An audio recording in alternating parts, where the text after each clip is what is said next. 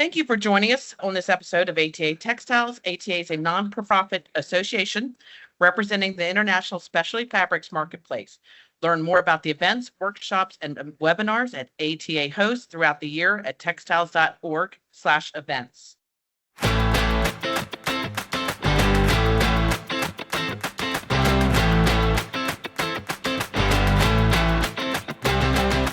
All right, welcome everybody to Talking Textiles. I'm Julie Tinsman, Director of Business Development at Strataglass and a member of the ATA.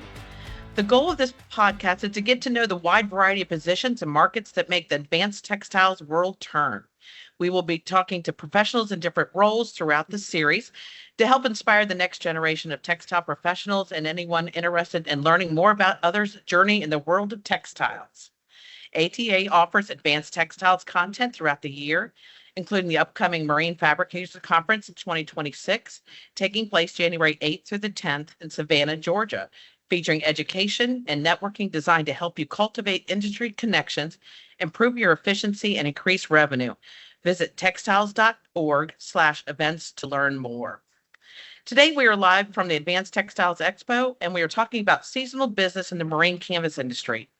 Our featured guests are Charlene Clark, the owner of Signature Canvas Makers, Jeff Newkirk, the owner of Precision Custom Canvas, and Andrew Oatley, manager at Oatley's Top Shop. Welcome to the podcast, guys. Thank you. Thank you. Let's start with staffing and workflow management. How do you guys handle hiring and retraining staff for seasonal perks? For us, we don't really hire seasonally. We're pretty much a year-round business. So really, when we're hiring, we're looking to more build year-round careers That makes sense. than just seasonality. I mean, we do have a consistent schedule throughout the year. You know, it varies. There's high points and low points, certainly, but we're really working more to focus on building, people's careers and getting them, giving them a year-round opportunity. So And that's important in this industry and be able to keep employees too. absolutely. Jeff, Andrew, any? And we have the same principle. We're career-based for our employees. I did have the benefit, well, my children were going through high school and college, that I had them on a seasonal basis, which dovetailed nicely as I was growing. But now I've kind of gotten to the plateau size that I want to stay. It's career-based, and my kids have they've graduated on from working at the family business. So And it worked. it worked. It was great. Right. Andrew? And I think kind of like matching their sentiment, as I'm starting to get into the business from my father, we don't really hire any seasonally. So we keep a backlog that keeps us going through winter. And, our peak during the summer is more than enough for us to handle. Makes sense. And I think for us, winter does tend to be a little bit less deadline heavy That makes than sense. a lot of times throughout the year. So we really do, that's really kind of our time to focus on, additional training opportunities, process improvement, because it's not so, it's not On so schedule. on schedule all the time. We've got a little bit more flexibility to be able to do, And then that. you can also attend the MFA regionals, right? Right? Uh-huh. That's right. That's very important. Absolutely. that off Nice season. And you may have answered this, but do you lay off workers during the off season or cross train for other work? We, again, we're not hiring You kinda seasonally. answered that already. Yeah, and we don't really, we have different departments that have different responsibilities and different roles within our company. So we don't really do a lot of cross training. Uh-huh. We do have some employees, we had a sewer that was really great at what she was doing, but really she wanted to be on the pattern install team. And how we can figure that out. So when we had an opening there, she asked to be transitioned. So we do have some people that are cross-trained in different disciplines. But for the most part, we're very, very compartmentalized in terms of our You department. guys, handle it any differently? So like for us, because it's just me, my dad, and my uncle, what really happens for us is not necessarily training, but focusing on the business side of it. Where can we improve on what we're doing and really figuring out what's our next steps as a business? Jeff? Yeah, and similarly, we look at the shop operations. That's how we kind of adjust our timing and what. And I do use the opportunity to do some cross training because we're a smaller Yeah, staff. right, So, right. so yes, educating in more upholstery work, which is something that I've been doing the bulk of and trying to, again, I use it as an opportunity to try and take off hats at work and try and spread, spread the knowledge. And that makes sense. And what about anybody use part-time? Anybody need part-time? We do have some part-time That kind of employees. works. Yeah. For if you need part-time. Yeah. All right. How do you manage lead times and customer expectations during peak seasons? Here we go. We tend to be very blunt.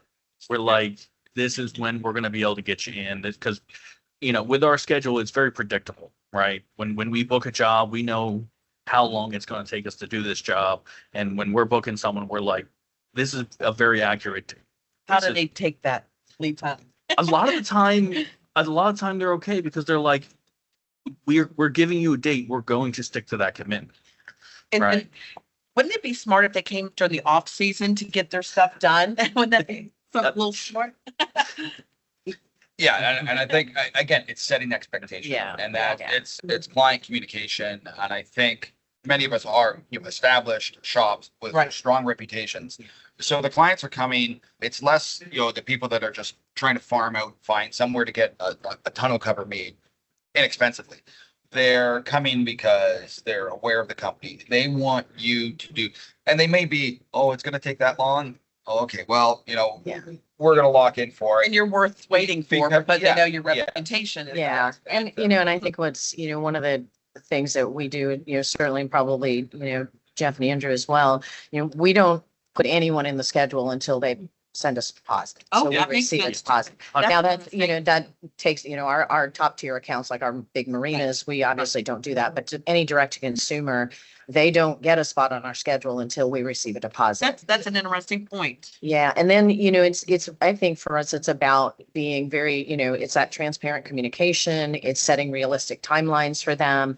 I would rather tell someone, it's X number of weeks out and give it to them sooner Right. than to tell them, sure, we can do that in 2 weeks when we all know that that's not really Yeah. realistic. And then they're going to get upset if you don't stick with it. Right, exactly. Anybody, any other comments on how you? I think just going off that, like giving lead time. So we had a customer who, when we gave them the estimate, they were like, how fast can we get it done?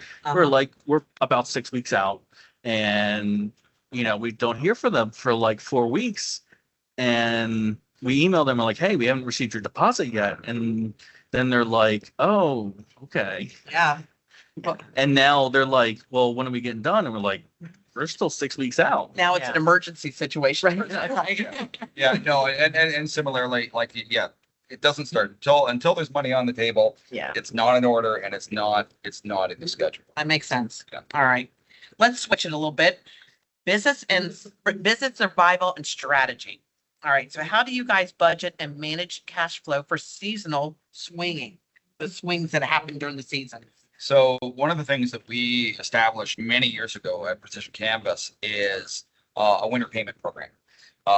So we're in Ontario. We freeze up.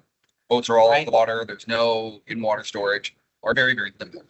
Anyways, so I developed a system just on my own, which is we call the winter payment program, where in the fall or late summer, when they place their orders, it's 25% down. Okay. That commits the order, and we will go and get them patterned.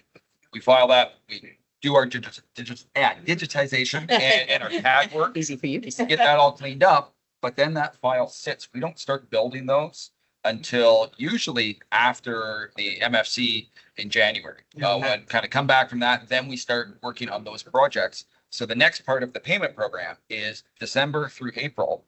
It's a 10% payment due on the first of the month. So, and then when the project is ready to install, when boats are getting unwrapped in the spring, kind of late March, April, they have 25% remaining. It's not a holdback, but then they feel that they have control because it's a large, but what it does for us, the 25% down covers our time in getting the initial workup done. Yeah. We get the kind of the base of the materials Yeah. ordered in for that project. But then December through April, as we're working along on projects, I know at the first of the month, I know that all my overhead is covered because we have multiple winter, people in that program. So all winter, when cash flow can be up and down, I know my overhead is solid all winter long. I don't have to worry about it. It's great. So it's a system that works really. Yeah, that's great. For us, it works really, really well. Andrew, So anything? we actually have something very similar where, so the issue that we have is we're still patterning with plastic and materials. So we don't have the luxury of storing away a digital file. So our crunch is like early November, where if we're going to fit a full enclosure, we have to finish the tops before we can fit the panels. Yeah. So what we end up doing is we take a 25% deposit, and then when the tops are finished and we're fitting the enclosure, we take an additional 25%. And then over the winter, once we finish the panels, that's when we take another 25%, where your product is done. And once it comes to install, we get the remaining 25%. Yeah.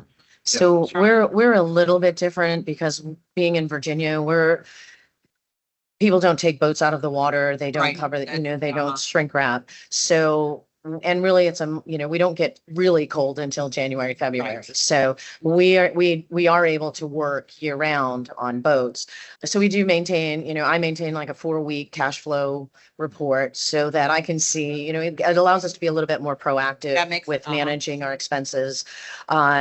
We also, similar to Jeff and Andrew, we know what our break even point is. Okay. So when we're scheduling, we're making sure that we are building enough into the schedule so that we're able to, meet and hopefully exceed. Yeah. Exceed that break in That's the point. goal. And I think the other thing that I usually recommend to people when I go out and do seminars is, if you are in a really seasonal area, and things happen, right? Right. COVID happens, different, there's all kinds of things. Out of your control. That are out of your control, having a line of credit to be able to cover, if for some reason you don't, Needed. a customer's late, right, with their Right. final payment, Right. you are still able to maintain your expenses. Of course, you always have to pay those back. So be mindful of that as well. But, certainly that helps with the ebbs and flows Right. of cash flow Right. year round as well. Well, sounds I like. just had one more thing. So Uh-huh. kind of going off with like the cash flow. So this past year, I started doing more of our tax stuff, payroll. But the one tax I didn't take over was our sales tax. And we get to the end of the year and I find out my uncle hasn't paid it for the last 6 months. So we get there and I am now stuck with this huge bill of like, oh, I wasn't expecting this expense. No. Oh, my. Oh, boy. Yeah. So- Yeah. That definitely Yeah. falls into the category of, stuff happens. Yeah. So, Unexpected. Unexpected Uh-huh. stuff. so fortunately, we're in a place where the cash flow was still coming in and, I could delay my paycheck a month. Dad could delay his paycheck a month because we're not hurting, right? Yeah. And we're financially stable enough that we're Yeah. able to just do that. But if we had other employees, it would have been an issue. Sure. They're counting on you. Yeah. Yeah. Yeah. Yeah. That makes sense. We may not get paid, but we still have, if there's a dip in cash flow, the bills still have to get paid, the mortgage still has to get paid, the rent still has to get That's not paid. stopping. The employees still have to get paid, the insurance, all the things still have to be covered. So, yeah, so it's really, and through COVID, having that line of credit was really critical Sounds very for us important. to be able to, keep everyone employed. We didn't have to lay off anyone during that time frame, and largely because we were able to keep everybody And paid. you don't want to lose And all the employees. They're things so in hard play- to yeah, find all the anyways, and especially the good ones. Yeah, absolutely. All right. So what sort of strategies do you incorporate during slow season? Do you have to diversify? Do you have repair? You do repair work?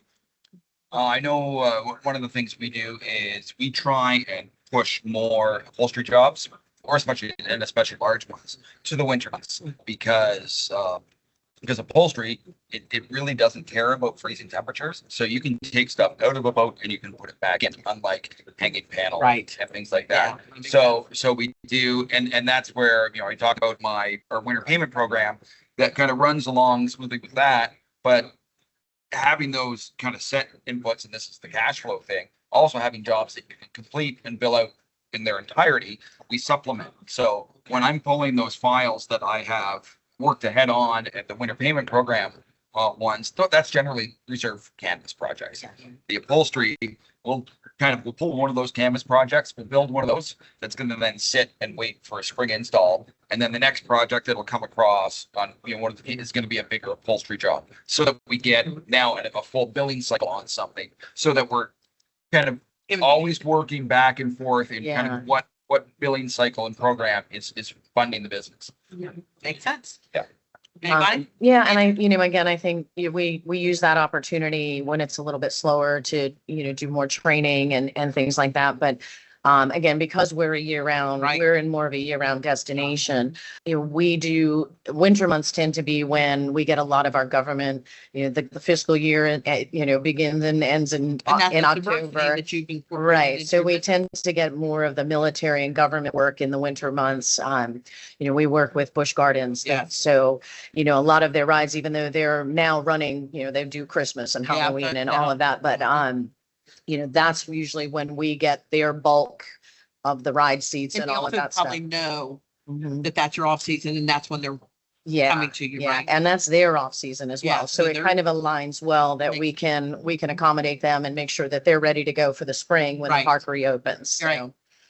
Andrew, anything to add to that? Yeah, so in our shop, so Dad and I have a lot of backlog of enclosures, and that satisfies the majority of the business for what we do. But then my uncle focuses primarily on big covers, winter covers, mooring covers. And once those are on, you're not finding new ones. So for him, he does all of our repairs. So we do a lot of glass replacement. We do a lot of just small repairs, wash and waterproofs, and he runs through that backlog all winter. Oh, yeah. So when someone brings something in, we just put it on the shelf and we're like, you'll have it in spring. Yeah, that's great. All right, let's another one. Let's talk about this. Have you guys ever considered going mobile with your shop?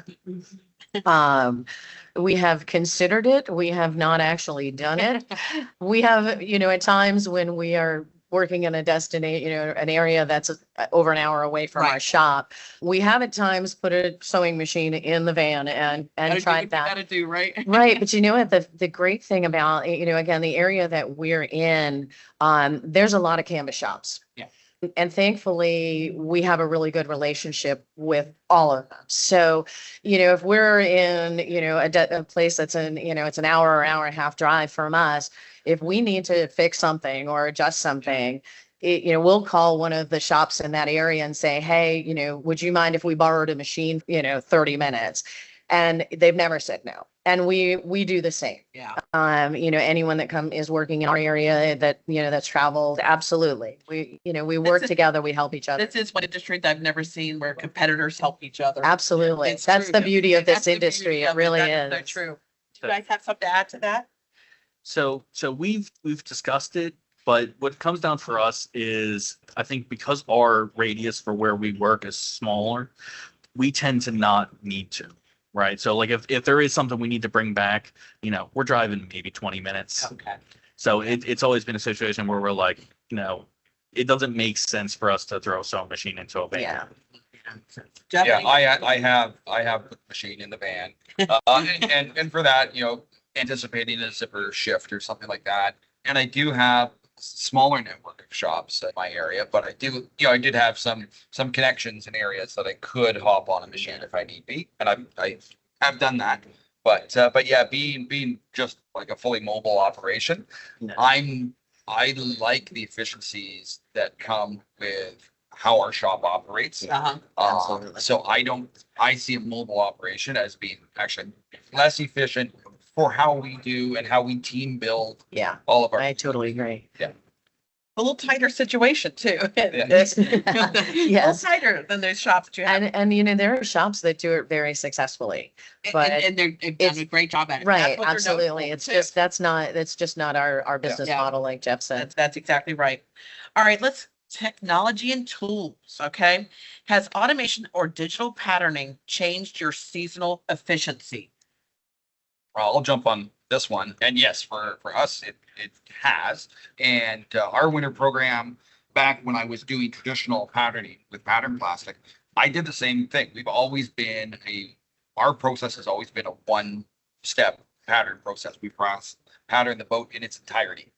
So I did that with the pattern film, tops, enclosure, whole thing. So it worked in with our winter production. Okay. Now we do it digitally. And I think that just, for us, it enhances our processing and our build. And it allows me to get a few more patterns in the fall season. It allows me to stretch the time period that I'm doing those patterns because I'm not trying to use pattern plastic when it's cold, where the tape doesn't stick. And, so technology has allowed us to, extend when we're getting patterns. Yeah, absolutely. It takes the weather element becomes less of a factor in being able to still get out there and get those patterns in and all the time. I think for us as well, because we do a lot of repeatable products with the theme park and military, it also allows us, if we have a dip in production or we need, to fill. I've got one person who really just focuses on a repeatable products. That's her strong suit.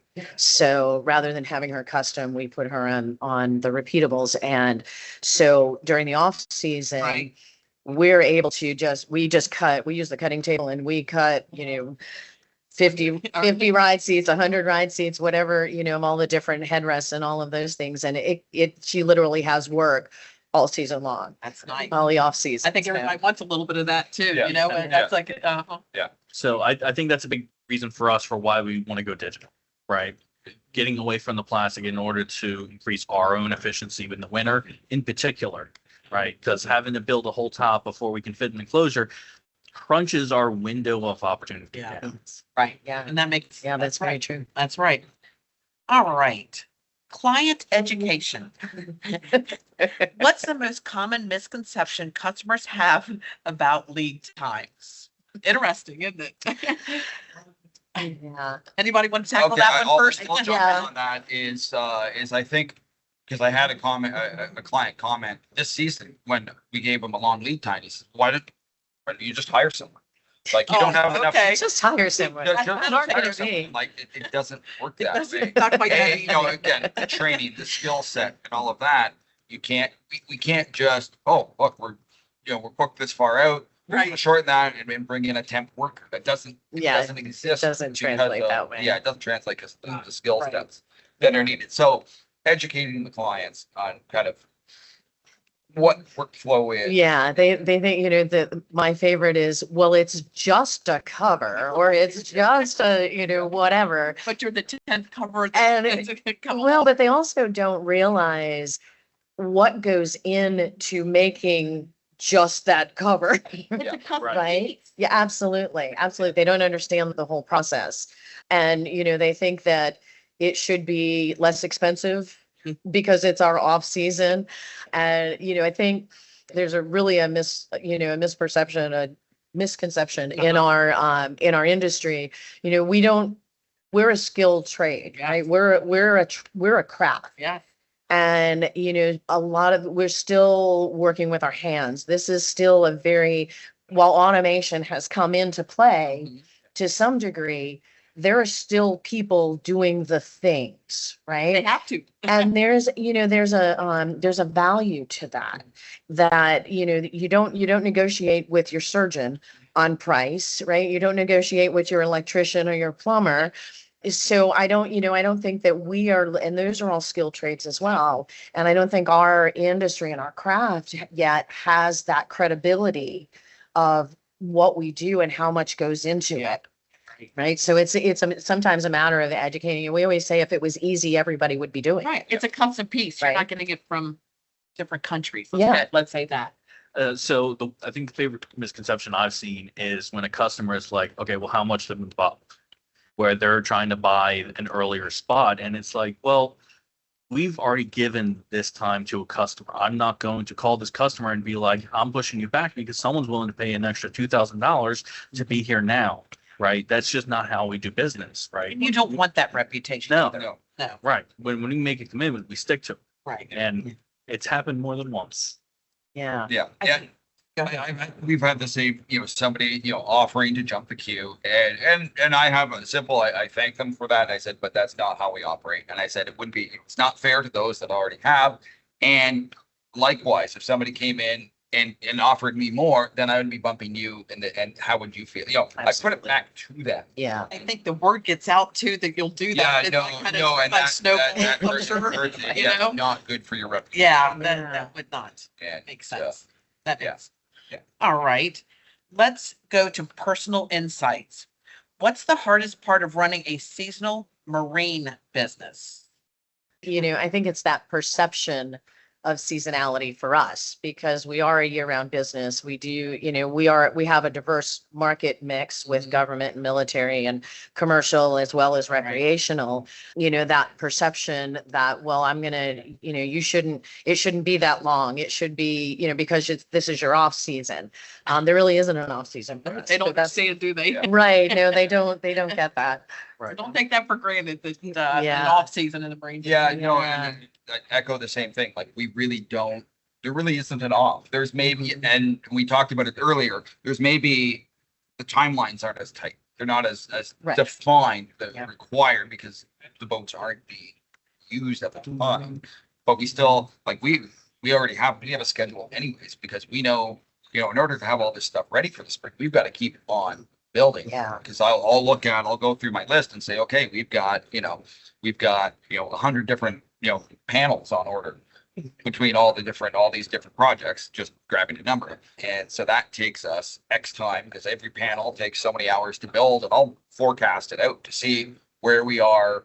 Mhm. And that's part of our planning. And that's, I think, maybe what is a challenge of Yeah. running a seasonal business is making sure that you are allocating the right time, because you will get that influx in January, February when boat shows start happening and people start thinking of the boats, ones that hadn't planned appropriately. Like most of them don't, Yeah, right? yeah, I don't know. And I always, one of the things I preach to my clients in our seasonal nature is the next year's, so the 2026 season, it started the day your boat came out of the water. Yeah. It doesn't start in the spring, Right. because anything you want to your boat, whether it's us in the canvas side of things, or if you're trying to get electronics done or something else done on your boat, you need to plan that when the Yeah. boat comes out of the water in Yeah. the fall, if you want quality tradesmen people to do the work, Absolutely. because otherwise they're all booked up. Yeah. So, Plan ahead. Kind of Yeah. going off that is our, what would be called off season is a premium for people, right? You're getting your stuff done before you're going to be using the boat, and it's not going to be off while you're using it, Yeah. right? It's a premium for customers. That's true. That's true. Yeah, and and I think that education piece that Jeff was mentioning. I mean, we have the rallies and Caribbean 1500 that come through, and they're right. in our area, and it always amazes me every year. These people come in like 2 weeks ahead of time. And that's when they want to call us and say, hey, we're leaving in 2 weeks. I need a Bimini Dodger connector, and can you add an enclosure? No, if you had called me 3 months ago, 4 months ago, I might have been able to get you in the schedule. for Yeah, that. we're gonna have an interesting question here too next coming up. All right, you ready? Yes. What's one thing you guys wish boat owners knew? Look, a little giggle. Plan ahead. Everybody's laughing a little bit here. All right, who wants to tackle this one first? Anybody have anything? Again, I think I wish they had more respect for our craft and the time that it takes and what goes into it. The education, the money that you have to put together Yeah. to get this craft. Yeah, I hate, when people say, well, you're going to have to sharpen your pencil on that price. I'm like, no. See you later. Yeah, and again, I tell them all the time, I'm like, you don't negotiate with your doctor. Like you said earlier. So I think I wish people had a little bit more respect for our craft and our industry and what we do and how, I love when we get engineers, right? Because they over-engineer everything. And they, just let us do our job. What you hired us to do. Right. We're the experts in this. We know how it functions. We know how you want to use your boat. We're going to make sure that we can accommodate all of Right. that. And so, yeah, I guess that would be my one thing that I just wish the consumer was a little more educated on. That makes sense. Anybody? yeah, just and more educated on process. And so we try and build that in Yeah. on, how long does each stage take? So, and because we do things in one, kind of one step on the boat, we're on the boat. One day we're on the boat patterning it, and then we come back and install it. And typically that's it. We don't have a lot of tweaks or adjustments after the fact, but that doesn't mean that it's short. Oh, so you can do it all. No, we can't. The size that our shop is, no, we can't do it all. You're going to be, there's the CAD development. There's, getting all that set. Yeah. And then like every stage, there's a production line at each stage. So That makes sense. yeah, so kind of getting understanding that it's not just, we only just, waiting on you. We're not just waiting on you. We've got a whole list and you're going to fit in at this time frame here and here to come to this installation time that we told you. Andrew, So I what do you think think? the one I have is a little bit of a smaller funny thing, is that putting a U-zip in a polycarbonate panel just doesn't work. Do boat owners know this? Yeah, we've had so many people that we did it for one person because we were like, we'll try. And it just like even putting a flap over it, doing everything we can to try and prevent a leak, and it's just leaking. And we're like, it's just Too much. And I know you guys were talking about, of course, the education that you have to go through, that you become the top in your craft. And then you talk about the CAD systems, the investments that you guys have to make as professional canvas makers. It's a lot. I mean, you guys have done a lot, and it shows. You guys have all been awarded for this. A question. You guys alluded to it a little bit before. Have you ever had a customer come in and they say it's way too expensive? I'm going to go down the street, get somebody else to do that. Okay. They're going to be much cheaper. Have they ever come back because the job was not what they expected? so we actually had a guy, I think we quoted him like $15,000, and they were like, all right, we're not doing that. And I don't know, a month later, we see them posting on Facebook, why does no one want my $20,000 job? Interesting, isn't it? You know? And we're like, Oh my God. You got any stories that you've ever had? I've had some where just more not going cheaper, but not waiting of a client. A good client, we reupholstered the inside of his boat the following year, but he bought the boat in the spring and I'd given him a timeline and it didn't match what he wanted. We went to another fabricator, had it built, and I've done all of his friends' boats in his marina, and he comes back and we've done some service work on those panels, and he just says, oh, it's just not. He says, now I see it. Like now I understand. And yeah, I should have waited. And it wasn't that he ran about price, but he ran about timing. Oh, But that's often the case. If there's a company that can do it in a shorter time frame, usually it's That's a sign. There's There's a reason, why yes. they've got a shorter. that time is frame. a sign, I think, too. How about you, Charlene? Yeah. Do you think of anything that? And I think kind of a lot of the same scenarios, but generally when someone comes back and says, they like to play with price, they'll say, well, oh, I got a quote that was X amount less from this guy. And, again, we have a really good relationship with all of the shops in our area. And we pretty much know, we're not doing any price fixing, but we pretty much know what we all charge, right? Yeah. And, we're all generally in the same area. And if they come back and say, oh, no, this guy quoted me $5,000 less, we pretty much know that. And so, we're fine with saying, there's certain customers that we're fine with just saying, it's okay. Yeah. That's okay. Then you get the better price. And usually that's like a call your bluff kind of thing, because some of them come back and go, oh, well, I just decided to go with you guys instead because, a friend of mine said they went with you and they liked you. But Were you smiling underneath? yeah. Yeah. Uh-huh. Yes. Interesting. There's also some customers that we just don't want. Yeah.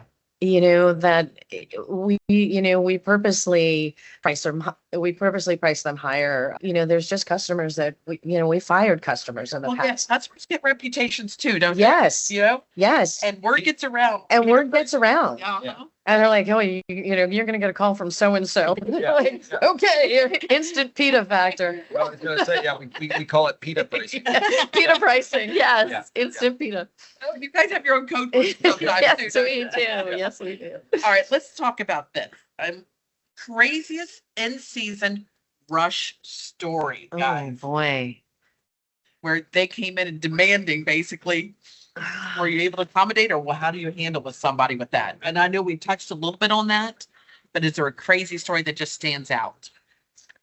I don't know that it wasn't necessarily a rush job, but it was a big in-season job. We had when this was several years ago, when the aircraft carrier, the Ford, was being built in Newport News Shipyard, which is near us. And we were asked to do a whole bunch of covers, hundreds of covers for what they call the EMAL system on the deck. And so we literally, this all was happening between June and August, which is a big, Yeah, it's busy season. big season for us. And so we literally we got a separate building. Okay. We rented a portable building that we put in the back of our shop. We built sewing tables inside this building, and we had to hire a whole bunch of temporary staff just to do this project. Wow. So we had to go through a whole training process with them to make sure that they were able to, to sew to the level that we needed them to the time standards we needed, because there was a timeline to getting this job completed. And we couldn't take our existing staff away from our regular Busy work season. because we already had a full schedule. So I think that was probably the craziest. It was a wild time. I mean, just trying to manage, the cutting table with cutting all of that material that we needed, plus being able to have to get our stuff out in the time frame that we needed to, and training and sewing. And that was probably the That sounds craziest. pretty It was crazy. crazy.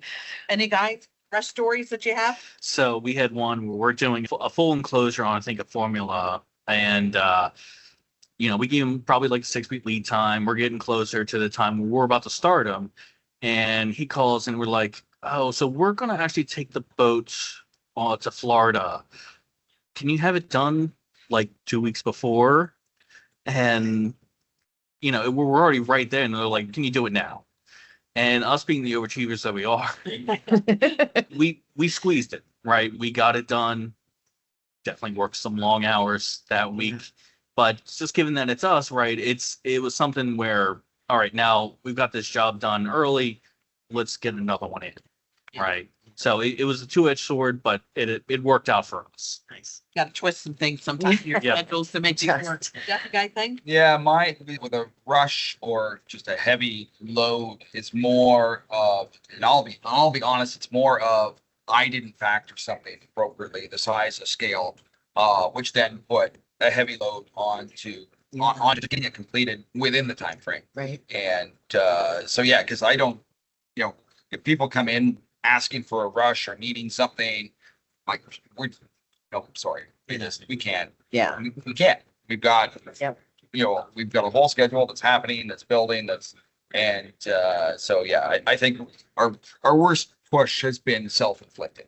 That never happens. That will happen sometimes, doesn't it? Something before we wrap it up, something we didn't talk. I know I introduced all three of you, but you really didn't say where all of you are from. So Charlene, want to? So we are Signature Canvas Makers. We're in Hampton, Virginia. Okay. We work with the recreational market. A lot of the big sport fish community is in our area. So we do a lot with that. Government and military. We have a lot of government and military in our You area. have a lot of saltwater customers, don't you? Yeah. Okay. We're all saltwater. Saltwater. Yeah. Jeff? So Jeff Newkirk, owner of Precision Custom Canvas in St. Catharines, Ontario, Canada. So we are mostly recreational boating. That's the Freshwater. Freshwater on the freshwater. Great Lakes. And up till this year, we've had a couple nice semi-custom yacht builders that were the nice kind of those were the gravy little contracts to have. Unfortunately, just time and both Bruckman yachts and just more recently Cantor yachts, and they have both ceased producing this year. So we did the last boat for each of them this year, and They closed. Both companies have kind of wound down on high notes, putting out brand new, very beautiful boats that we did all the soft goods and stuff on. And so that's something that just neat that we got to do in our market. Very cool. Andrew? So I'm Andrew Oatley. I work in a family business for Oatley's Top Shop. Eventually going to take it over from Dad once he decides to retire. Yeah, Does Dad know that? that's his exit strategy. And where are you guys? Where's your shop located? So we're in Galena, Maryland. We're on the eastern shore of the Chesapeake Bay. Small town, but a lot of boats. Yeah, and you're basically saltwater, No, brackish. brackish. That's Yep, true too. 'cause fresh the- and the brackish. bay. Yep. Yeah. And we do a lot with the river. Sassafras and the Bohemia are our two big rivers. Got any blue crabs down there? So many. Just a few. Just to be- All right. Well, I want to thank Charlene, Jeff, and Andrew for being on our podcast today. And thank you very much. Have Thanks a for great day. having us. Thanks. It's a conversation. I just want to thank you for joining us for this episode of the ATA Talking Textiles. ATA is a non-for-profit association representing the international specialty fabrics marketplace. Learn more about the events, workshops, and webinar ATA hosts throughout the year at textiles.org/events. And I also want to make sure January 8th through the 10th, see us in Savannah, Georgia for the Marine Fabricators Conference. Thank you.